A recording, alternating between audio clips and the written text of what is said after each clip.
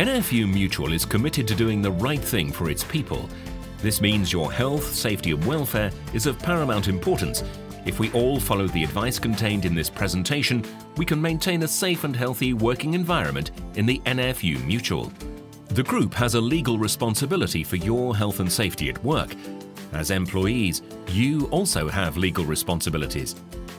You must take reasonable care of yourself and others who may be affected by your actions. You must cooperate with the group to enable health and safety compliance. You must not interfere with or misuse anything provided for the purpose of health and safety. For example, don't prop open a fire door with a fire extinguisher. Whilst offices are a relatively low-risk environment, accidents and injuries do occur, and health and safety should be managed effectively to minimize risks of injury or illness. This presentation aims to give you the information you need to stay safe at work. It covers health and safety arrangements, office environment, first aid and accidents, manual handling, display screen equipment, fire, security.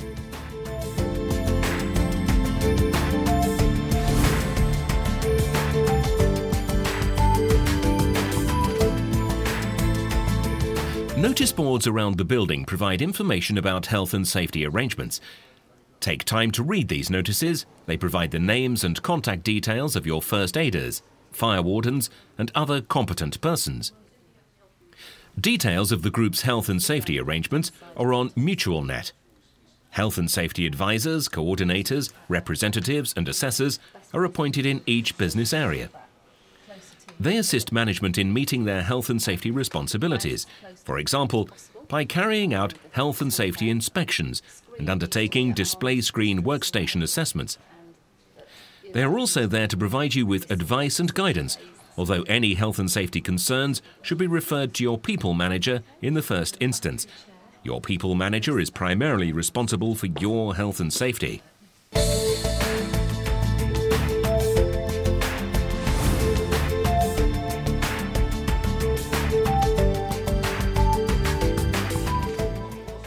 There are a number of hazards you need to be aware of in the office environment. Fire, manual handling, and the use of display screen equipment are some of the major ones, and are therefore covered in separate sections. However, there are also other hazards around the office that you need to be aware of. Slips, trips and falls are the cause of many accidents in the workplace. Make sure that cables are not left trailing. Floor boxes are closed correctly and cover plates are not missing. Spillages are cleaned up immediately.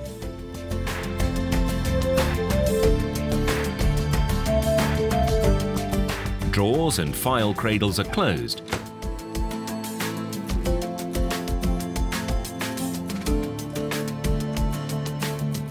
Walkways, doorways and staircases are kept clear.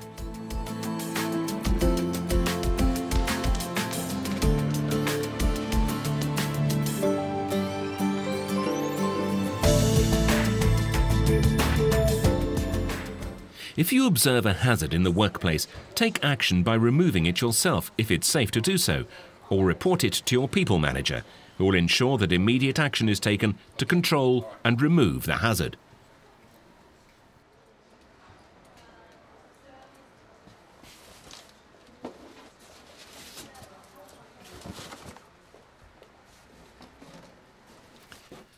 Items stored at height should be stored safely to prevent them falling onto someone and causing injury.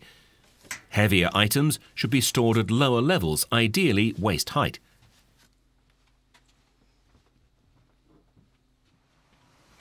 When using a step ladder or step stool, visually inspect the equipment to check that it's safe before use.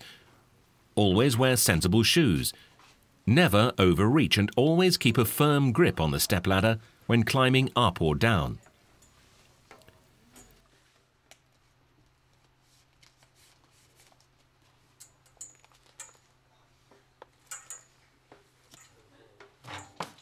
A tidy office doesn't just create a more pleasant working environment, it also makes for a safer workplace. Clearing your desk at the end of each day and keeping your workplace tidy will reduce the risk of fire, reduce the risk of slips, trips and falls, enable suspect packages to be identified quickly, allow the area to be cleaned properly to maintain good standards of hygiene. Good workplace hygiene can reduce the risk of infections occurring in your office.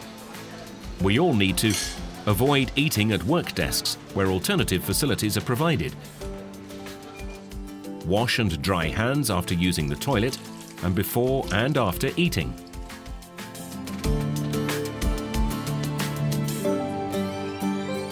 Regularly clean telephones, headsets and keyboards. Antibacterial wipes are available.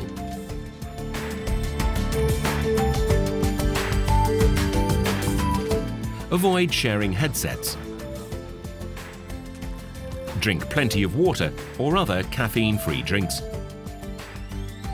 Good personal health and fitness, including regular exercise and a balanced diet, go a long way to preventing illness and injury.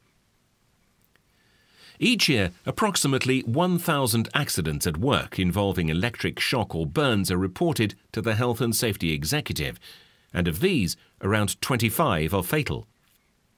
Inappropriate use of electricity or faulty appliances can lead to electric shocks, damaged equipment, or even fire. Contact with the mains electricity supply by touching live parts is likely to kill. It's vital that we treat electricity with the utmost care.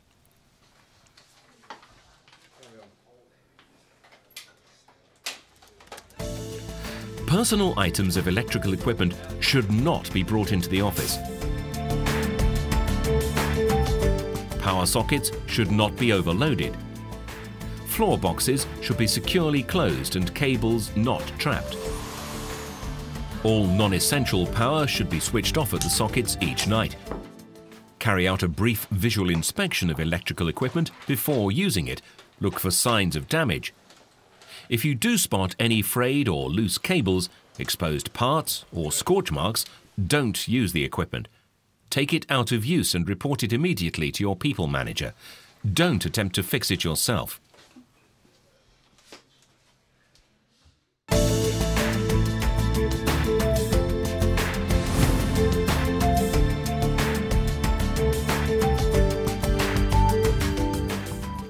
The group provides equipment and facilities to enable first aid to be rendered to any person who is injured or becomes ill at work. This may include the provision of qualified first aiders and first aid equipment. It's important that you know how to summon a first aider or other assistance in your location. The names of first aiders and emergency numbers are on the Health and Safety Notice Board. First aid bags and boxes contain dressings for use in an emergency, but don't contain medicines. There are no paracetamol or aspirin. Don't help yourself to any supplies unless the need is urgent. Always use the first aider if available, who will record your treatment and make sure that the correct action is taken. The group has a legal duty to record all accidents, however insignificant they may seem at the time. Even a paper cut to a finger can turn septic. Make sure you know the procedures for reporting an accident. You should notify your people manager of any accidents or near misses. In addition to recording all injuries, near-miss incidents, which are occurrences that did not result in injury or damage, must also be reported. The group will investigate near-miss incidents and accidents where appropriate and take remedial action to prevent a recurrence.